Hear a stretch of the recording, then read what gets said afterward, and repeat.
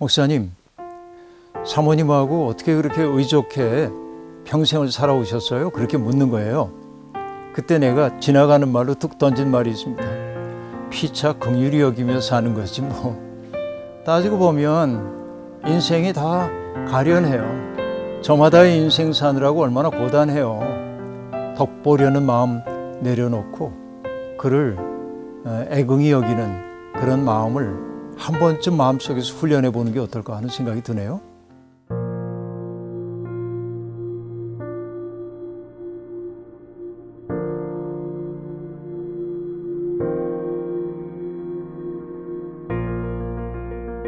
참 현실적인 문제네요. 아마 많은 사람들이 이런 경험들을 하고 살지 않나 싶기도 한데요. 사실 경제적인 문제가 우리의 삶을 조각내는 경우가 너무 많이 있죠. 늘 우리가 생각해야 될 것은 우리 삶을 경제가 너무 과잉대표하고 있다. 왜냐하면 행복의 기준을 사람들이 만들어 놓고 거기에 맞추라고 요구하는데 내 능력이 되지 않는데도 불구하고 행복의 기준에 맞추어 살려다 보니까 늘 부족하지요. 정말 행복할 수 있는 길이 하나밖에 없는 것일까요? 경제적으로 늘 넉넉한 것만이 정말 행복일까요? 정반대의 상황도 있죠. 물질적으로 넉넉하기 때문에 오히려 불행해진 사람들도 있습니다. 그 불행이라고 하는 것은 다른 사람을 귀히 여기지 못하는 인생이야말로 불행한 인생, 타락한 인생이라고 말할 수 있겠죠. 어쨌든 일상을 살다 보면 모든 게 돈으로 이제 해결될 수 있는 세상이기 때문에 경제적인 곤궁함이 우리의 삶을 어렵게 만드는 것은 사실입니다. 그러다 보니까 부부간의 관계도 어려워지고 자꾸 싸우고 소통이 부족하고 여기 이제 문제가 있죠. 아내가 나를 화나게 합니다. 네, 그 말도 일리가 있다는 생각이 듭니다. 근데 반대로 생각해 볼 수 있어요.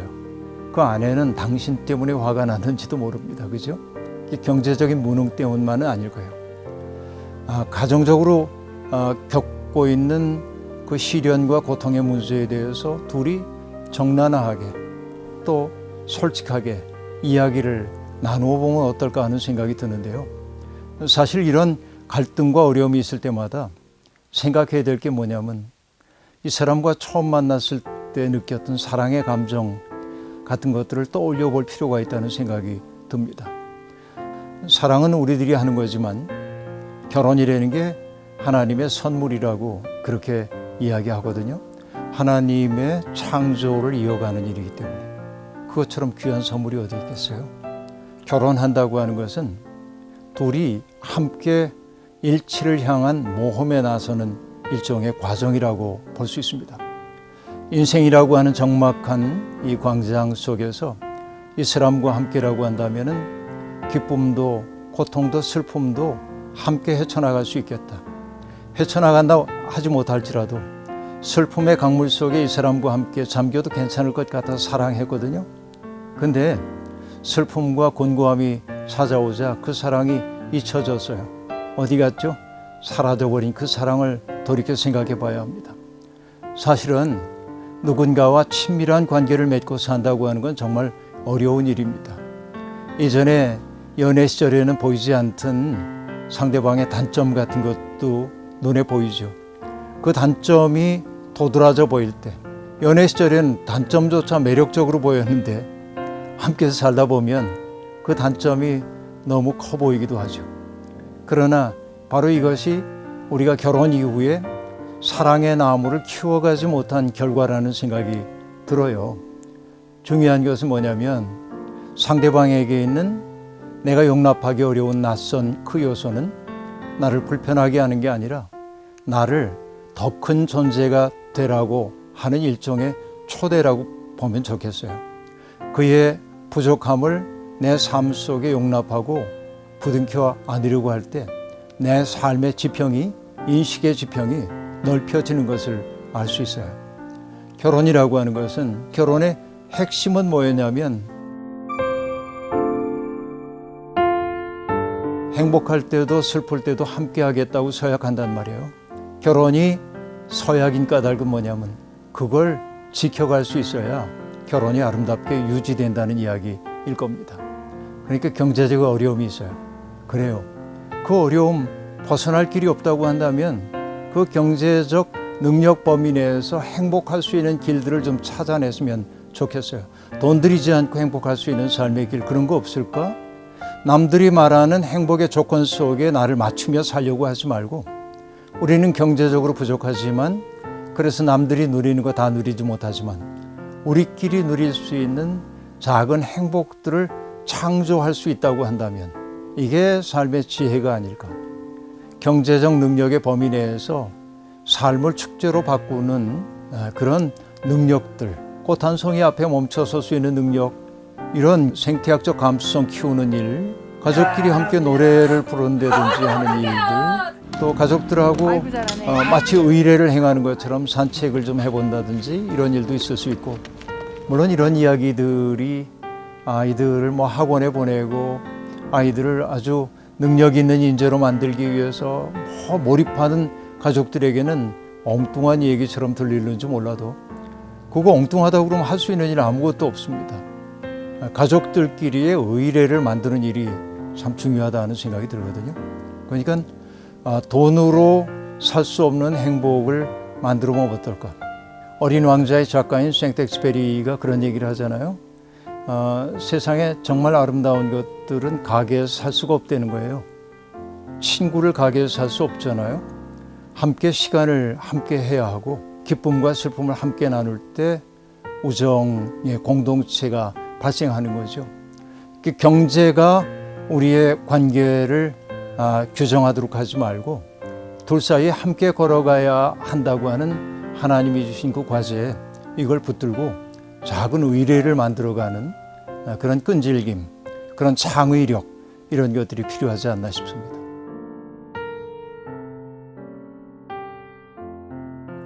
어느 날 교회에서 설교를 하기 위해 올라가 앉아 있는데 가만히 의자에 앉아서 예배당에 들어오는 사람들을 바라보고 있었어요. 평소와 달리 어떤 생각이 드냐면, 일상 속에서 얼마나 많은 일을 겪었을까 이분들이. 슬픔, 고통, 그렇죠? 견디기 어려운 여러 가지 시련들, 그런 것들을 견디다가 예배의 자리에 나오잖아요. 근데 예배의 자리에 나온 사람 가운데 그런 시련과 고통 없는 사람이 단 한 명도 없을 거예요. 부분적으로는 행복하기만 한 시간도 있었겠지만, 그러나 그 고통이라고 하는 강물 속에 함께 들어가니까 너의 아픔이 나의 아픔과 무관하지 않음을 알게 돼. 부부들이 서로를 그렇게 긍휼히 여기는 연습을 좀 했으면 좋겠어요. 저 사람이 내 기대에 따라서 이렇게 처신해 주기를 바라고 덕보려는 마음 때문에 부부관계가 어려워져요. 덕보려는 마음 내려놓고 그를 애긍히 여기는 그런 마음을 한 번쯤 마음속에서 훈련해 보는 게 어떨까 하는 생각이 드네요.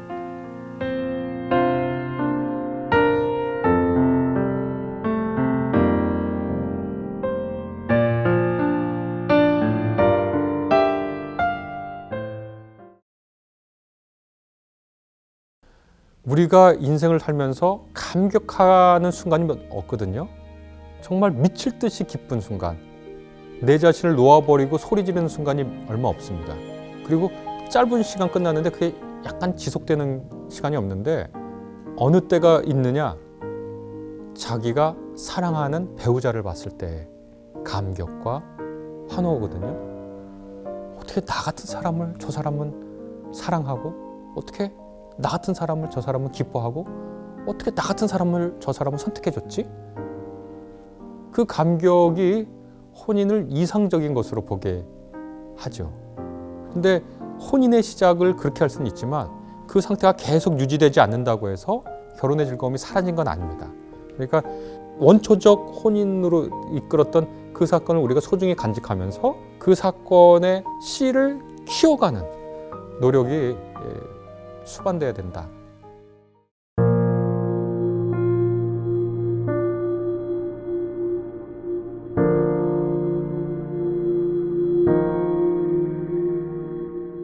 현대 사회에서, 특별히 현대 그 민주주의 사회에서 혼인은 당사자 간의 계약 관계죠.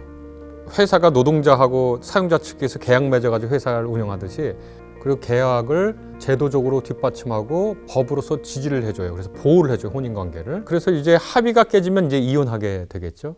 그럼 결혼을 이 사람들은 왜 할까요? 첫 번째로는 정서적 욕구를 채우기 위해서죠. 그러니까 인간은 사회성이 있고, 사회성의 핵심에는 사랑받고 사랑하고 싶은 정서적 욕망이 있죠. 두 번째로는 이제 그건 바울도 적나라하게 얘기한 거지만 이상의 성적인 욕망도 채워주게 해주죠. 안전성에 대한 욕망도 있을 겁니다. 그러니까 내가 어떤 누구의 배우자다. 어떤 사람들의 경우, 모든 사람이 그런 건 아니지만 자기가 안정적으로 사랑하거나 사랑받을 수 있는 대상이 없으면 정신적으로 혼란과 고통을 겪어요. 그래서 막 뭔가 불안을 느껴요. 그러니까 혼인을 통해서 안정적 소속감을 느낄 수도 있어요. 또 어떤 사람들은 후손을 낳고 싶어요, 자기 자식을.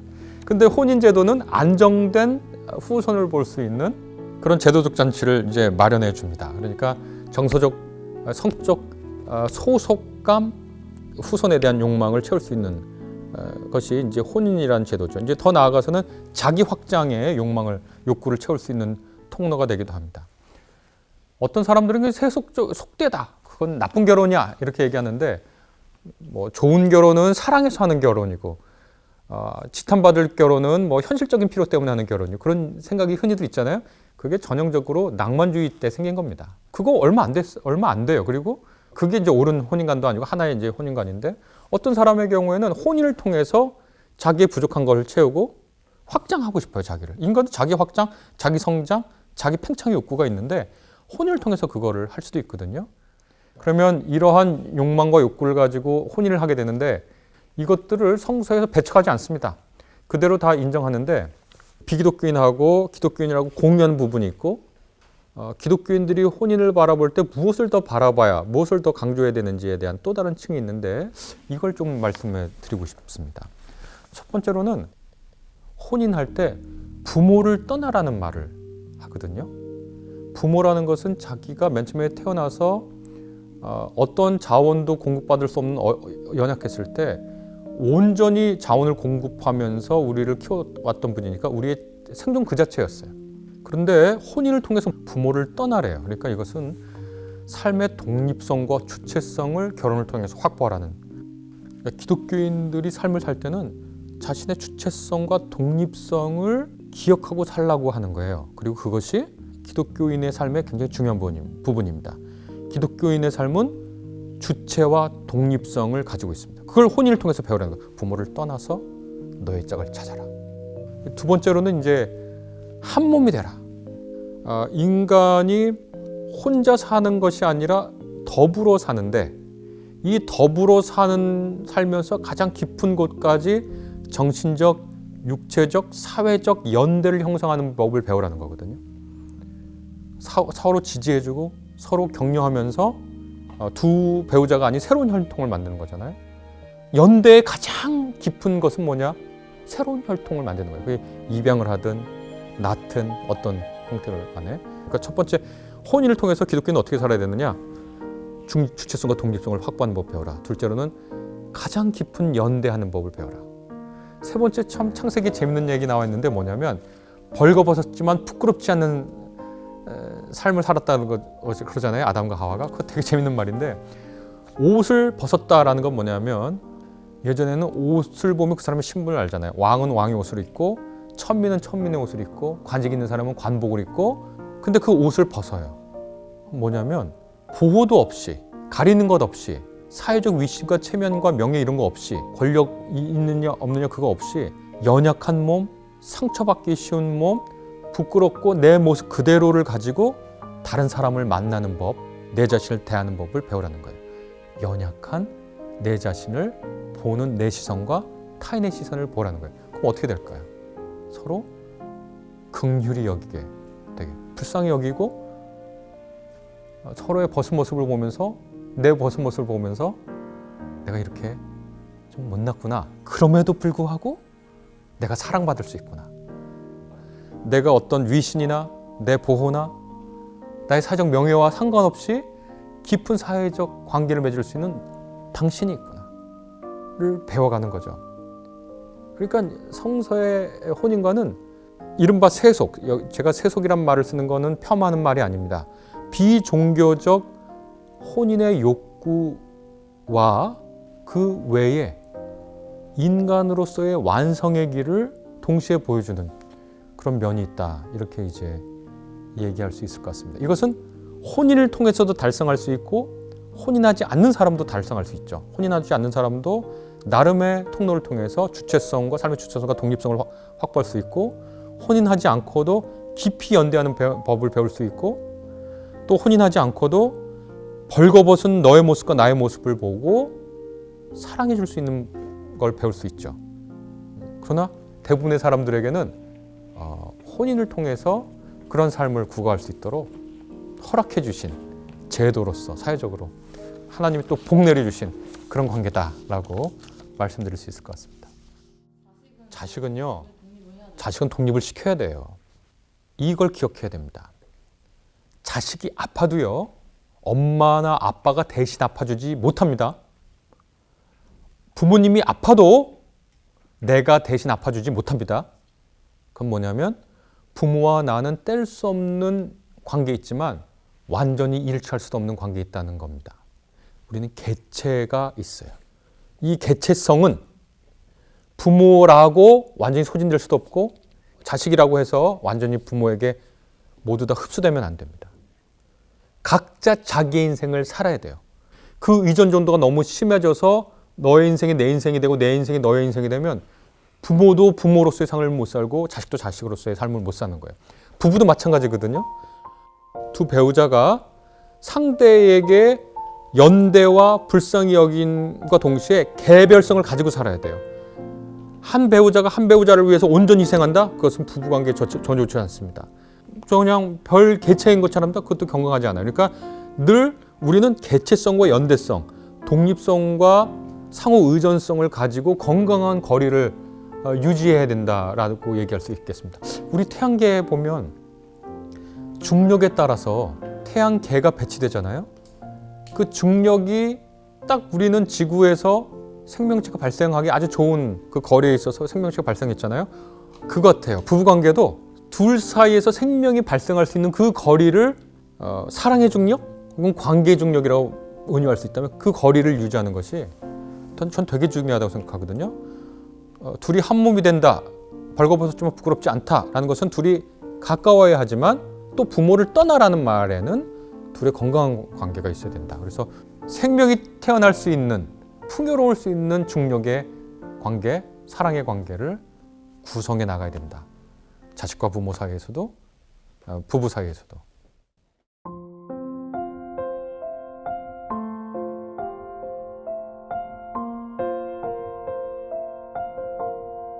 이상과 현실에는 늘 괴리가 있잖아요.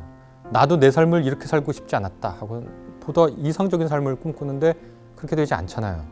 우리가 현실을 살아가는 법을 배워야죠. 이상적인 우리가 혼인을 꿈꿔요. 그런데 현실이 그렇게 되는 사람은 얼마 없고 대부분의 경우 현실적인 삶을 살아요. 그럼 현실에서 이상을 잃지 않으면서도 현실에 좌절하지 않고 살아가는 법을 배워야 되겠죠. 교회도 마찬가지고 신앙생활하면서 멋진 신앙인으로 살고 싶어 해요. 그러나 우리는 그렇게 멋진 이상적 신앙인으로 살지 못해요. 그럼에도 불구하고 우리가 완전히 낙오하거나 좌절해서 신앙의 삶을 그만두지 않고 현실과 부대끼면서 신앙의 능력을 키워가듯 혼인도 똑같거든요. 혼인은 환상이 아니고 이상이 실현되는 장소가 아니고 현실의 삶의 한 부분이니까 우리가 현실로서의 혼인을 살아갈 수 있는 능력을 키워야 되는데 아까 말한 독립성, 주체성, 상호 연대, 서로의 부끄러운 벗은 모습을 보고 부끄러워하지 않은 거. 그런데 정말 한쪽이 영 너무 아니다. 혹은 두 쪽 다 너무 능력이 안 된다. 혼인도 자격이 필요할 수도 있겠는데 혼인할 사람들이 아니다. 너무 이기적이거나 너무 의존적이거나 부끄러운 것을 참아주지 못하거나 자기 연민과 자기 혐오에 빠져 있다. 그러면 그분은 혼인뿐만 아니라 다른 생활에서도 어려움을 겪을 가능성이 높은데 그러면 나뿐만 아니라 주위에 있는 사람들도 힘들게 되죠. 혼인에서 제일 중요한 것 중에 하나가 독립성, 주체성이라고 그랬는데 독립성과 주체성을 갖지 못한 사람은 자기 자신을 사랑하지 못한 사람입니다. 자기 연민에 빠지거나 자기 학대에 빠지거나 자기 경멸, 자기 혐오에 빠지면 그것은 건강한 사람이 아니에요. 자기를 사랑하지 못한 사람은 사랑이 뭔지 모르기 때문에 타인도 사랑하기 힘들어요. 그러니까 독립성과 주체적 인격이 형성되지 않는 사람은 스스로도 사랑하지 못하기 때문에 다른 사람을 사랑할 여력이 없어요. 그러니까 그 사람하고 건강한 관계를 맺는다는 것 자체가 힘들 수가 있어요. 근데 우리가 완벽하게 독립적이고 주체적이라서 자기를 온전히 사랑하고 긍정적인 자아상을 갖고 있는 사람들이 많지 않거든요. 그러니까 서로 도와줘야 돼요. 너 그건 잘하는 거야. 넌 그거 훌륭한 거야. 하고 격려해주고 위로해주면서 서로 세워주면서 나갈 수 있어요. 어떤 분들은 가끔 질문하기로 이제 사랑이 식었어요. 그런데 어떻게 살아요? 라고 질문하는데 사랑 때문에 결혼하고 사랑이 있어야 결혼 생활을 유지하고 사랑이 끝나면 이혼해야 된다는 것은 매우 특정한 결혼관이라는 걸 우리가 기억할 필요가 있습니다. 서양으로 따지자면 낭만주의 시대에 생겨나는 겁니다. 옛날 귀족들, 서양 귀족들이나 우리나라 양반들 사랑해서 결혼한 게 아니라 가문의 필요성 때문에 결혼한 건 혼인이라는 제도가 뭐가 중요한 가치냐면 가문끼리의 연대가 중요한 거예요. 그런데 사랑이 중요해서 결혼한다는 건 개인의 특별히 감정이 중요하다고 생각한 거거든요. 그러니까 혼이라는 제도는 고대부터 오늘날까지 있어 왔는데 이 혼인이 무엇을 위한 결합인가, 무엇을 위한 제도인가에 대한 가치는 시대마다 달라진 거거든요. 그러니까 한 시대의 하나의 혼인관만을 최고로 여기고 그것이 달성되지 않으면 내 혼인은 실패한 것으로 생각할 이유가 없다는 거예요. 21세기는 집단이 아니라 개인이 중요한 시대가 됐고 특별히 오늘날에는 개인의 경험이 중요한 시기가 됐어요. 내가 그렇게 느꼈어. 내가 그렇게 생각해. 이게 굉장히 중요한 가치가 됐어요. 그러니까 내가 이렇게 생각해, 내가 이렇게 느껴 라고 하는 것이 가장 중요한 가치가 된 분들에게는 내가 사랑해, 내가 저 사람하고 결혼하고 싶어가 결혼의 제일 조건이 되는 게 너무 당연한 거예요. 그게 나쁘지 않아요. 내가 중요해요. 내가 사랑하는 게 중요해요. 그런데 혼인을 했어요. 그러고 나서. 그런 다음에 이제 내가 그 사람을 그렇게 사랑하는 것 같진 않아. 그러니까 사랑도 사랑의 능력이 아니라 사랑의 감정이 중요해진 거잖아요. 근데 내가 그렇게 사랑의 감정이 많지 않아가 혼인 생활을 나는 이제 끝내야 되겠어의 중요한 이유가 되지 않는다는 거예요. 내가 사랑의 감정을 느껴서 결혼했어. 에 매여서 혼인 자체를 그걸로만 유지하려고 하고 그걸로만 파탄 내려고 하는 그러한 생각을 상대화할 필요가 있다. 그 말씀을 드린 겁니다. 사랑은 정서적 연대감을 나타내는 건데 그것은 혼인 생활을 유지하는데 매우 중요한 요소이다. 그러나 이것이 혼인의 모든 것은 아니다라고 생각을 해야 됩니다. 그러면 이제 정말 애틋하게 사랑하는 시간이 끝났어. 그러면 어떻게 살아야 되느냐? 그래도 살아야 되느냐? 어떤 분들은 정 때문에 산다고 그러면 정 때문에 살면 좋죠. 또 자식 때문에 산다는 사람들이 있어요. 자식 때문에 살아도 괜찮죠. 나 경제적으로 이혼하면 힘들어. 내가 사랑이 끝났어도. 나 죄책감 가지고 나는 위장 결혼을 하는 것일까? 그렇게 생각하실 필요도 없어요. 여러 가지 이유에서 혼인을 유지할 수 있고 그렇게 해서 혼인을 유지하는 거에 대해서 우리가 저 사람은 사랑도 식었는데 살고 있다 비난할 수도 없고 스스로 자책할 필요도 없습니다. 사랑이 식으면 사랑이 감정만도 아니잖아요. 근데 혼인과 사랑을 결부시키면 늘 사랑하는 감정을 얘기하는데 그 감정이 식어도 혼인 생활을 유지할 수 있는 것이다. 그리고 아까 제가 로맨티시즘, 낭만주의를 얘기했는데 그 낭만주의적 사랑에 대해서 가장 큰 성찰을 한 분이 그 에릭 프롬이라고 하는 분, 사랑의 기술이라는 책에서 사랑이라는 건 감정에 빠지는 걸 사랑이라고 얘기하지 않는다. 사랑은 능력이다. 그렇게 이제 에릭 프롬이 얘기하는 거잖아요. 그래서 사랑은 능력이기 때문에 그것이 어떤 특별한 기술로서 우리가 함양할 수 있는 것이다. 혼인 생활도 그렇습니다. 사랑의 애틋한 감정이 끝난 후에도 우리가 사랑하는 능력이 있고 힘이 있고 기술이 있어서 그걸로 살 수 있습니다. 사랑으로 살지 않고 기술로 산다고도 얘기해요. 넌 기술로 살아? 그럴 수 있습니다.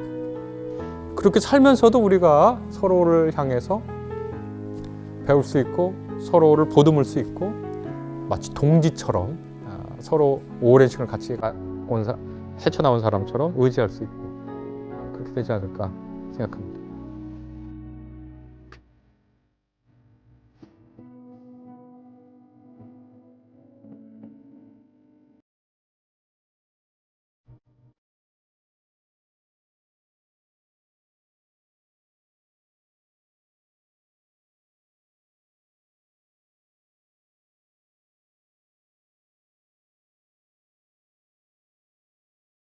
향한 나의 마음은 그대를 내게 허락한 그분을 보게 하는 힘.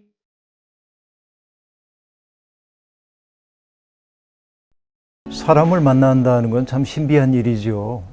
그래서 모든 참된 삶은 만남이라고 마틴 부버가 그렇게 말하는데, 사실 따지고 보면은 오늘의 나라고 하는 존재도 내가 그동안 시간 속에서 만나왔던 사람들의 흔적이 나를 형성하고 있는 것이죠. 그러니까 내가 아무리 주체적 존재처럼 보인다고 할지라도 사실은 내 속에는 내 어머니, 아버지, 내 형제, 자매, 또 선생님들, 또 내 친구들 뿐만 아니라 그동안 살아오면서 내가 경험했던 일들, 또 내가 읽었던 책들, 이런 것들이 나를 만들었죠. 내 인격, 내 성격, 이런 것들을 빚었다고 얘기할 수 있습니다. 그러니까 누구를 만나느냐 하는 게 우리 인생에 정말 중요한 것이죠. 세상에 두 종류의 만남이 있대요. 하나는 주어진 만남.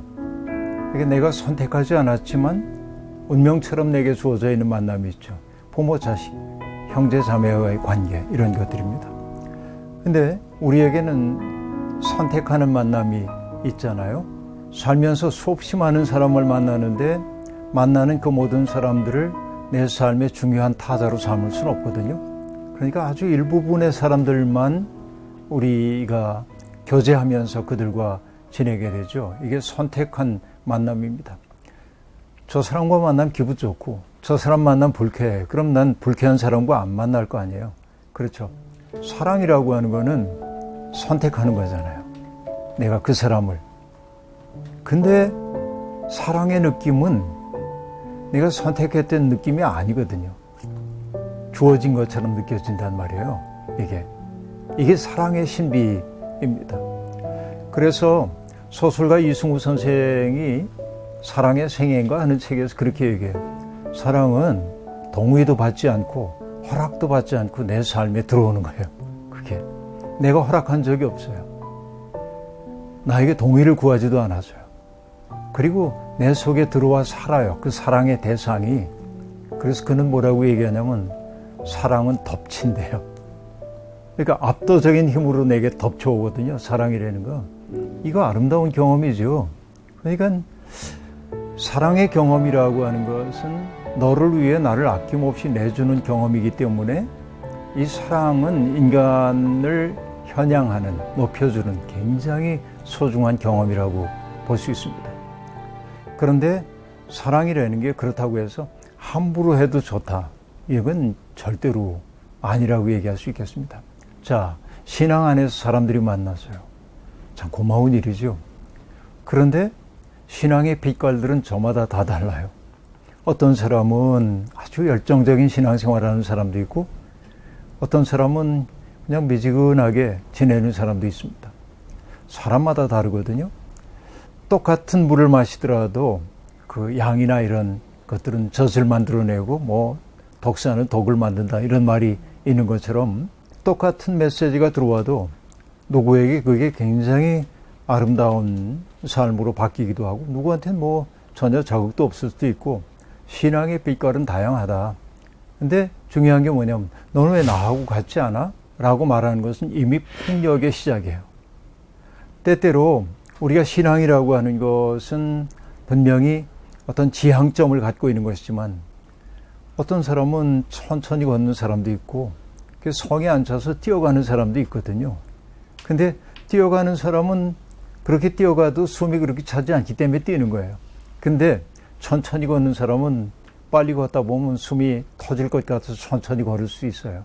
그래서 진정한 사랑이라고 하는 것은 고린도전서 13장이 얘기하고 있는 것처럼 바라고 믿고 참아내는 것인데, 그러니까 그 사람이 자기의 방식대로 무르익어 가도록 소망을 품는 거죠.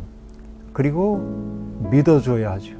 무엇보다도 참아내야 합니다. 근데 지금 그 여자친구의 경우에는 내가 목사이지만 위험해요. 이거는. 왜 위험하다고 얘기하냐면 나는 옳고 너는 글러 라는 판단이 이미 그 속에 담겨 있습니다. 많은 신앙인들이 빠지기 쉬운 오류가 바로 그런 데 있습니다. 언제나 나는 옳은 것 같은데 내가 문제라고 생각을 해요. 이게 근본주의적 문제를 낳을 수 있는데 모든 근본주의는 나는 옳고 너는 그러다예요. 그래서 기독교뿐만 아니라 세상의 모든 근본주의는 폭력을 내포하고 있습니다. 폭력적으로 누군가를 동화시키려고 하는 거예요. 나의 방식대로 그를 바꿔놔야 그가 제대로 된 것처럼 느낀단 말이죠. 근데 이미 그를 있는 그대로의 모습으로 받아들여주지 않는 한 그것은 진정한 사랑이라고 말하기가 대단히 어려운 상황이다. 저는 그렇게 이제 보고 있는 거거든요.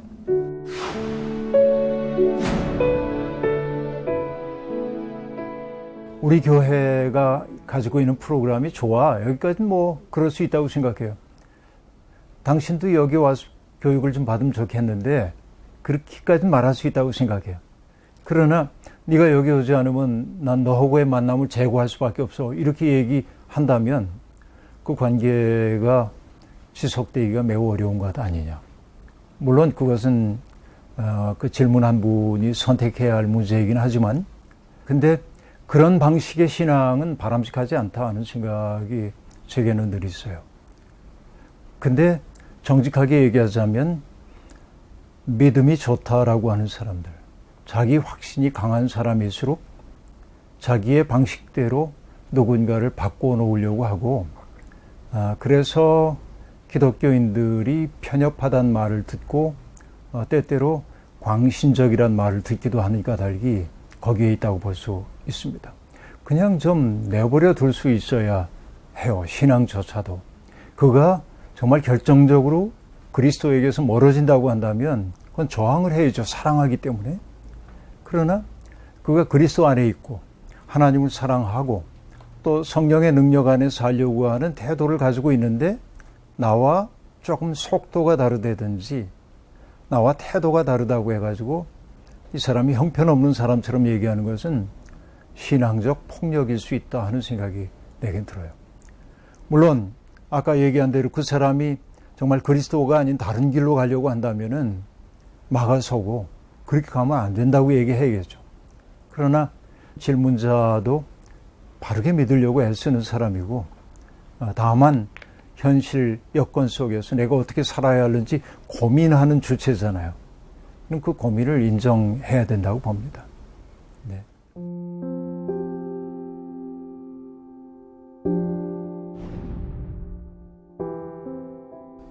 성경에는 뭐 이제 그 술 마시지 말라는 얘기가 나오죠. 근데 술 마시지 말라는 건 오늘 같은 상황에 술 마시지 말라는 얘기는 아니고 고대 세계에서 술을 마실 수 있는 사람들은 특권층입니다.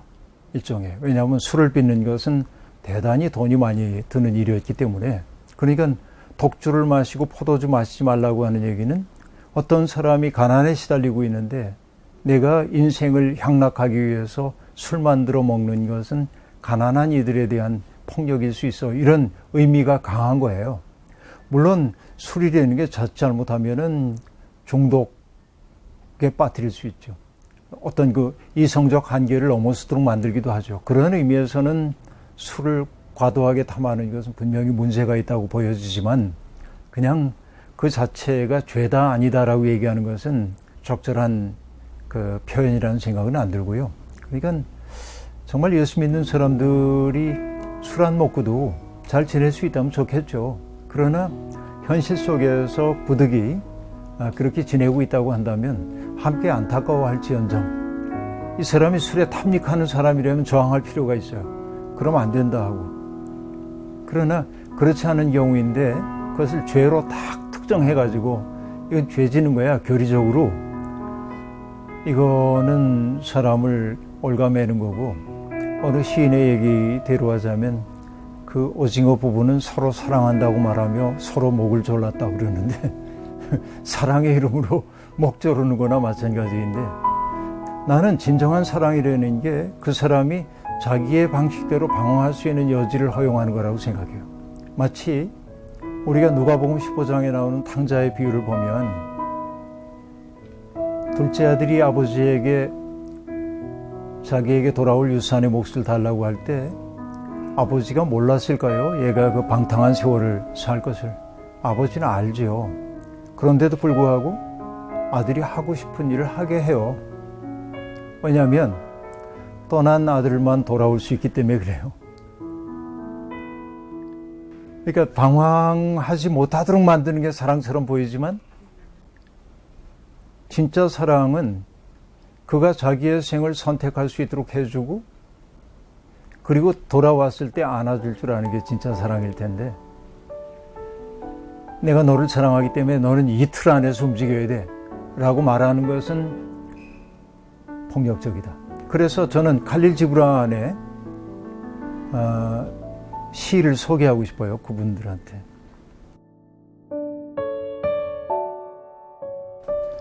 서로 사랑하라. 하나 사랑에 속박되지는 말라. 차라리 그대들 영혼의 기슭 사이엔 출렁이는 바다를 놓아두라.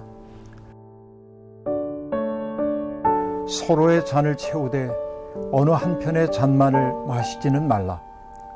서로 저희의 빵을 주되 어느 한편 빵만을 먹지는 말라. 함께 노래하고 춤추며 즐거워하되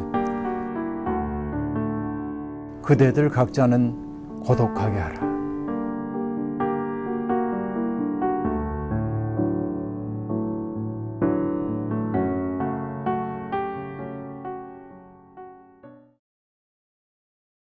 우리가 왜 이 세상에 왔을까라고 하는 거 예수님은 명확하게 얘기했어요.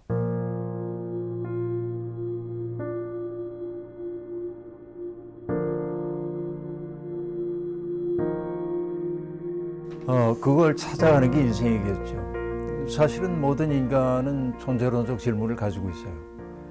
내가 이런 얘기하면 사람들이 안 믿는데 내 고향의 시골이거든요. 시골에서 살 때 아마 5살, 6살 그 무렵 기억인 것 같은데 정확히는 모르겠지만은 비가 많이 내리거나 그러면 나가 놀 수가 없으니까 심심한 나는 혼자 가만히 있다가 뒷곁으로 난 덧문을 열거든요. 이렇게. 그럼 안방에서 뒷곁에 문을 열면 뭐냐면 장독대가 있고 추녀에서 이렇게 똑똑 떨어지는 이제 빗방울을 바라보는 거야. 지금 생각해도 어린 내가 왜 그런 생각을 했지 하는 생각이 드는데 이런 생각을 내 친구 이름이 중섭이었어요. 바로 옆집에 사는 친구 이름이. 나는 왜 중섭이가 아니고 나일까? 응? 만약에 내가 중섭이네 집에 태어났으면 나는 나처럼 생각할까? 중섭이처럼 생각할까? 이런 생각을 했거든요. 사람들이 애가 무슨 그런 생각을 해 하는데 나한테는 너무 또렷하게 지속됐던 질문이에요. 그러니까 이 얘기는 뭐냐면 모든 인간에게는 존재론적 질문이 있어. 나는 왜 없지 않고 있는가? 문득문득 그런 생각이 들거든요. 내가 이 세상에 있다는 게 낯설게 느껴질 때도 있어요. 자다가 문득 깨었는데 창에 비친 그림자가 흔들흔들하고 있는데 내가 낯설어지는 거야. 그래서 나는 왜 없지 않고 있지? 답이 없잖아요. 이 창창하고 황황한 우주 가운데 태어났다가 세상을 떠나는 나, 이게 도대체 뭘까? 그래서 어떤 철학자는 인생을 뭐라고 했냐면 세상에 내동댕이 쳐진 존재래요. 그러니까 나는 이 세상에 올 때 누구하고 계약을 맺은 바가 없어요. 근데 나는 이 세상에 왔어. 근데 어떻게 살아야 되는지 모르겠어. 선택은 늘 힘드니까. 이것이 이제 실존적 불안을 낳기 때문에 내동댕이 쳐진 것처럼 보이기도 하는 것이죠. 이게 어쩔 수 없는 인간의 모습일 것 같습니다. 철학자인 임마누엘 칸트는 3가지 질문을 던지죠. 나는 무엇을 알 수 있는가? 나는 무엇을 해야 할 것인가? 나는 무엇을 희망할 수 있는가?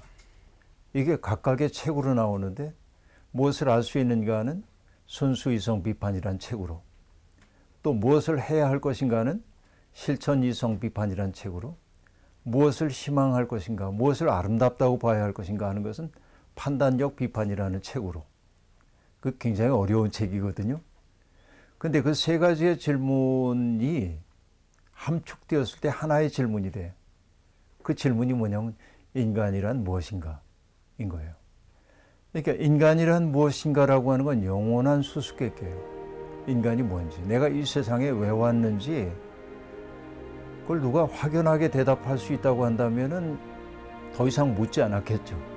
그러나 그 질문을 모두가 거듭거듭 하고 있다는 얘기는 뭐냐면 인간은 자기 자신에 대한 수수께끼라고 하는 사실이에요. 그래서 소크라테스 철학자도 얘기하잖아요. 너 자신을 알라. 그 말은 뭐냐면 속되게 얘기해서 내 꼬라지를 알라는 얘기가 아니고 네가 무지하다는 사실을 알아라.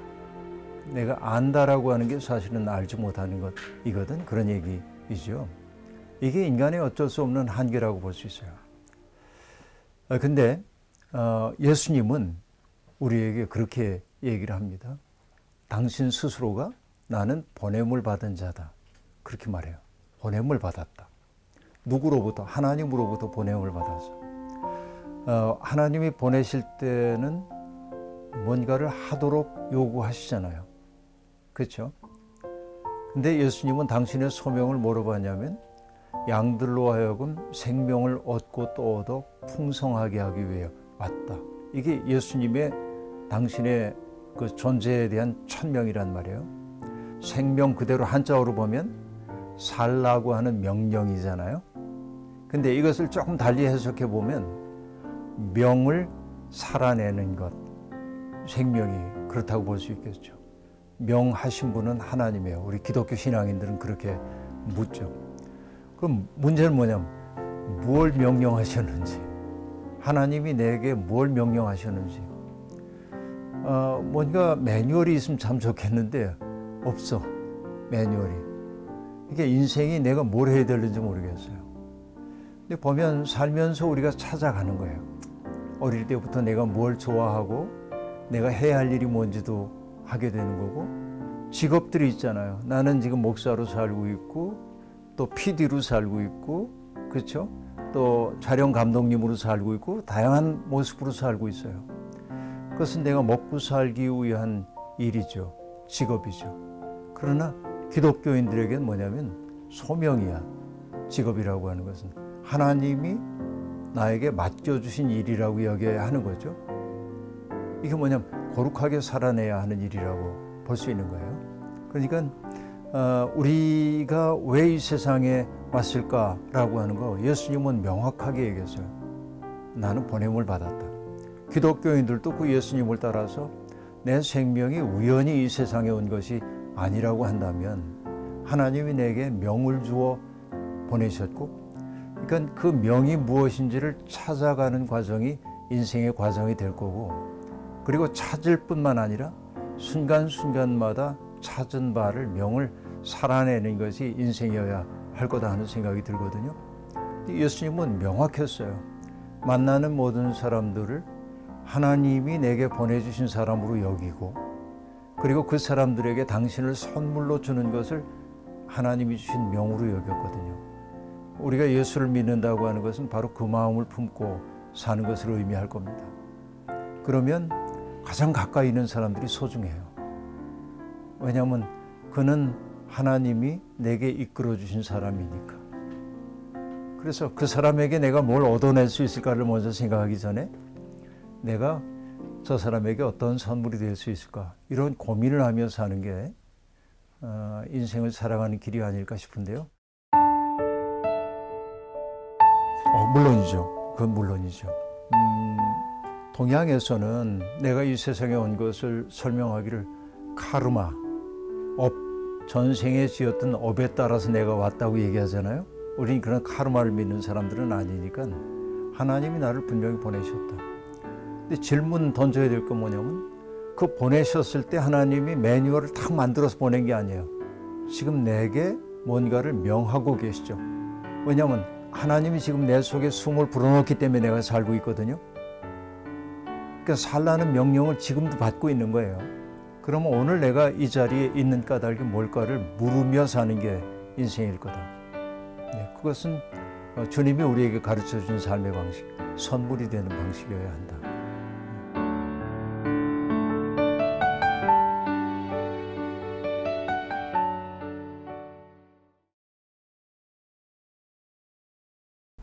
그냥 좀 내버려 두세요. 왜냐하면 믿음이라는 게 신뢰거든요. 신뢰.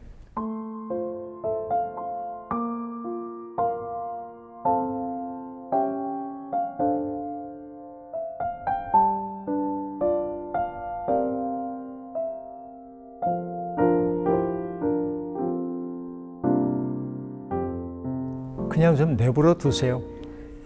왜냐하면 믿음이라는 게 신뢰거든요. 신뢰. 그래서 아까 어거스틴 얘기를 나눈 적이 있는데요.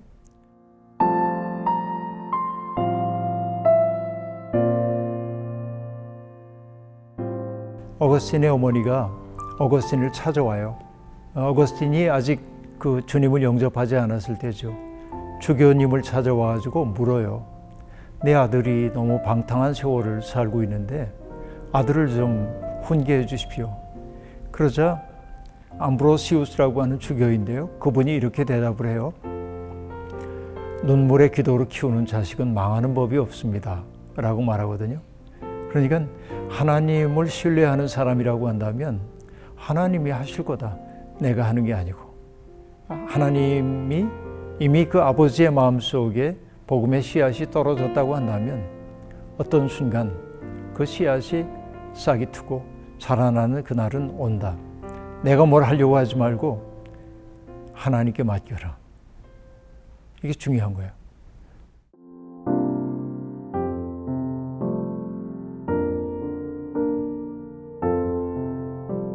제가 이제 뒤늦게야 그 고등학교 졸업하고 훨씬 지나서 교회를 생전 처음 갔는데 우리 어머니는 오래전서부터 교회를 다니셨고 그리고 내가 이제 교회 다니면서 신학대학 가기로 작정하고 어쨌든 신학대학 입학을 하고 입학식 하던 날 집에 돌아왔더니 어머니가 여기 앉아봐라. 그래서 그 앞에 어머니 앞에 무릎을 꿇고 앉았는데 어머니가 이렇게 얘기하셨어요. 난 참 기쁘다. 난 알았죠. 내가 신학교 간 게 어머니는 행복했어요. 왜요 어머니? 그랬더니 나는 막내 아들을 주의 종 삼아달라고 14년 동안 하루도 거르지 않고 기도했어. 그러니까 내가 교회 나가기 전부터도 14년 전서부터 주의 종 삼아달라고 기도하신 거예요. 근데 제가 물었어요. 근데 어머니 나보고 어쩜 그렇게 교회 가서 소리 한마디도 안 해요? 하나님께 부탁드렸지. 그 어머니의 절대적 신뢰, 하나님에 대한 절대적 신뢰가 나를 만들었구나 하는 생각이 들어요. 우리가 자기를 믿으면 안 돼요. 하나님 신뢰하면 돼요. 부르신 분이 책임지실 거예요. 두려워하지 마세요.